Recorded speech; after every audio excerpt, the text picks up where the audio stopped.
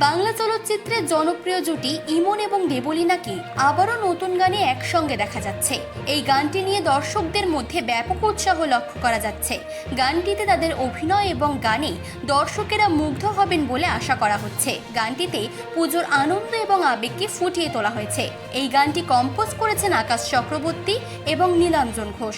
গানটির মধ্যে নাচের ছন্দটিকে মানানসই রাখার চেষ্টা করেছেন কোরিওগ্রাফার। শ্রীরামপুরের রাজবাড়িতে শুটিং হওয়া এই গানের দৃশ্যায়ন এক কথায় সুন্দর। সব মিলিয়ে পুজোর এক অনন্য আবেগকে সঙ্গে নিয়ে এর প্রযোজনা সংস্থা সিরিজ বাংলা আবারও প্রমাণ করলো স্বল্প ব্যয়ে কী করে এই ধরনের অ্যালবাম বানানো যায়, শুধু প্রয়োজনযোগ্য শিল্পী এবং কারিগরি দক্ষতা। মানে আমি তো just part of the team, মানে যেটা করতে পারি আমি সেটাই করেছি, তার বাইরে কিছু করি সবাই তাই, আমরা যেটা করতে পারি সেটাই করেছি।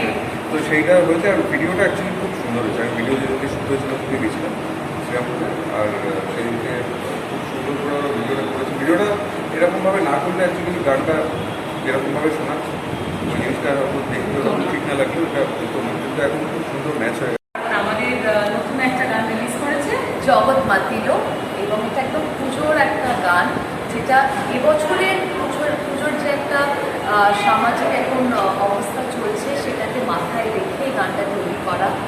খুব আড়ম্বর নেই গানটাতে, কিন্তু একটা সোশ্যাল মেসেজ আমরা দেওয়ার চেষ্টা করেছি। এবং সেই সোশ্যাল মেসেজটা একটু জানিয়ে রাখি যে আমরা দেবী পুজো করি, তো মা দুর্গা যে কোনো রূপেই যে কোনো দেবীকেই আমরা পুজো করি, কিন্তু যেটা আমরা সবসময় বলি যে আমাদের মেন যেই সমস্যাটা সেটা কিন্তু গোড়া থেকে খুব গ্রাসরুট, খুব গ্রাসরুটে। কলকাতা থেকে তাপস রায়ের রিপোর্ট, চেতনা বার্তা, জেগে থাকে জাগিয়ে রাখে।